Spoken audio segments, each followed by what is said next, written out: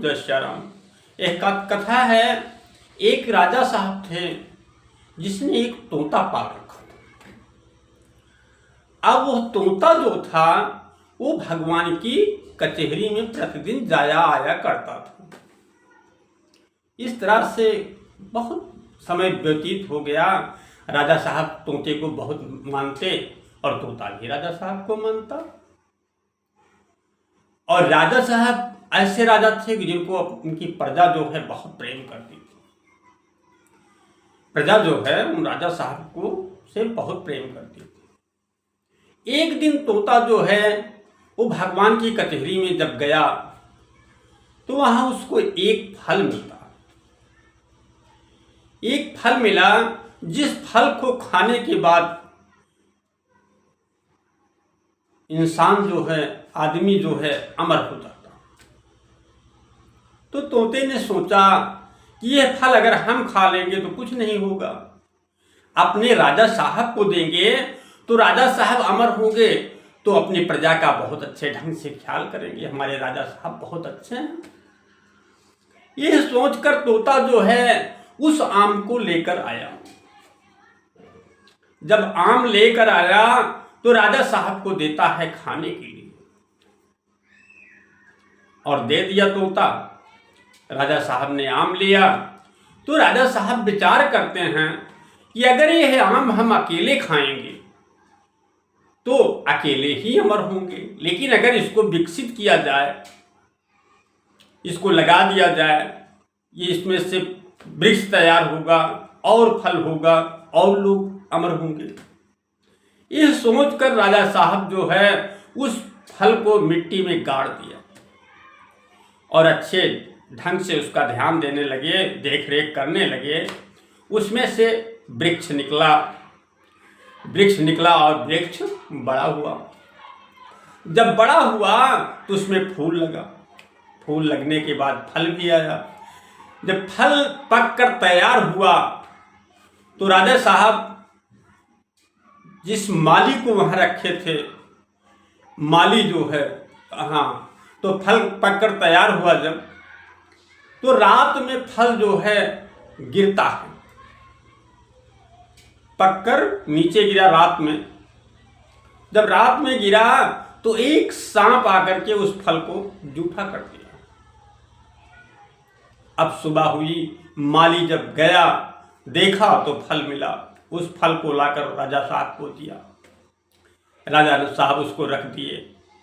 उसके बाद उस फल को धुला गया, काटा गया। काट कर जैसे खाने के लिए चले राजा साहब कि हम फल खाएं, इतने में मंत्री कहते हैं राजा साहब ऐसे नहीं, पहले इस फल को किसी और को खिलाओ।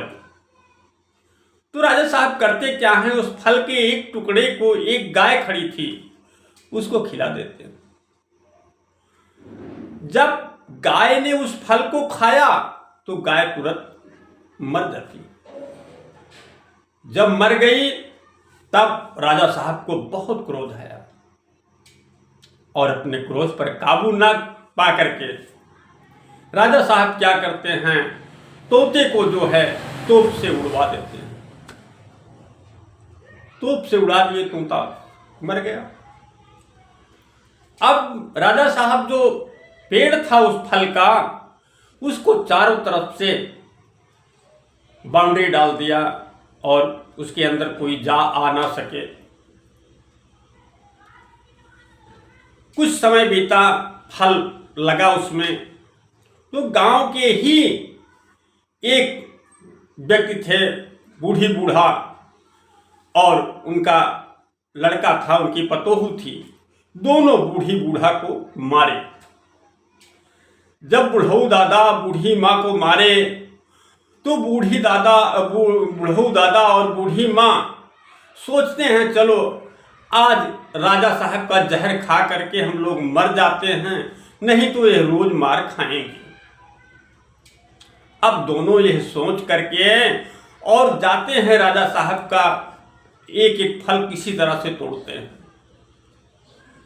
और जैसे ही फल खाया दोनों ने एक एक, वैसे दोनों जवान हो गए।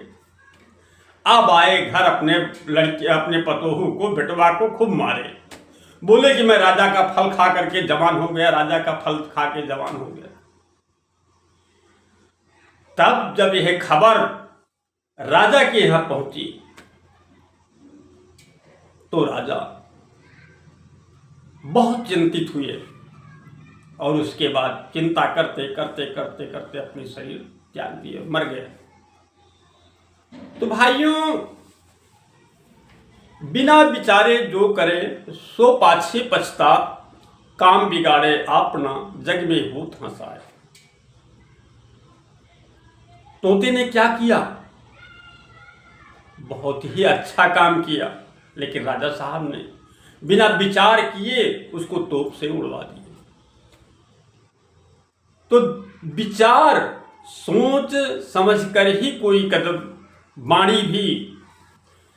वाणी ऐसी बोलिए मन का आपा खोए, मन को आपा खोए और को शीतल करे आपो शीतल हो। वाणी, विचार, ये सब जो है दया, धर्म, सत्य, धीर, विचार, ये सब गुण होने चाहिए। अगर हम कोई भी काम बिना विचारे करते हैं तो उसका परिणाम गलत होता है। यह मानकर चलिए कि कभी भी हमको बिना विचार किए कोई काम नहीं करना चाहिए, नहीं तो बाद में पछताना पड़ता है। भाइयों, ईश्वर की भक्ति, गुरु की भक्ति, गुरु करो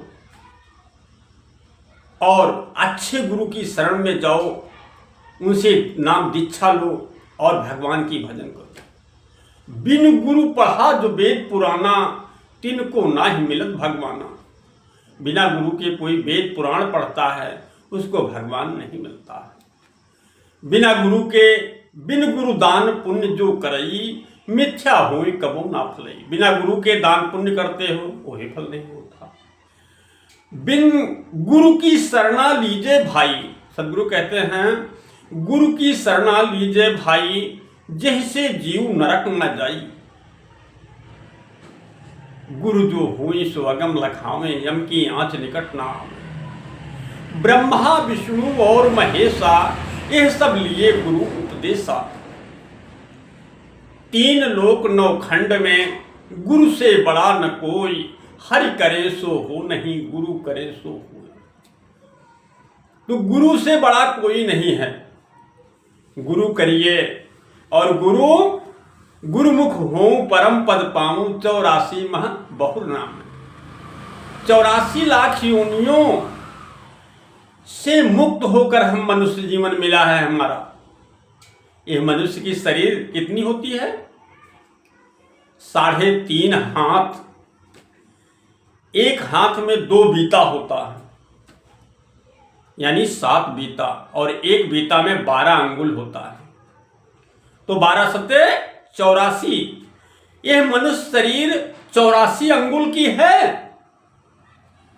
यानी 84 पार करके हम आए हैं। और मनुष्य जो है सबसे बुद्धिमान प्राणी पृथ्वी का है भाइयों।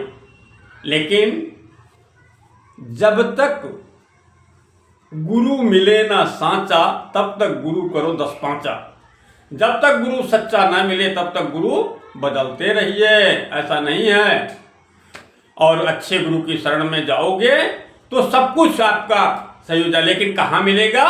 सत्संग में। कर सत्संग अंधेरिया मिटाला, कर सत्संग अंधेरिया मिटाला। फिर पछताना होगा, लागे न जोर तनी जागा हो भैया। हो गया भोर तनी जागा हो भैया।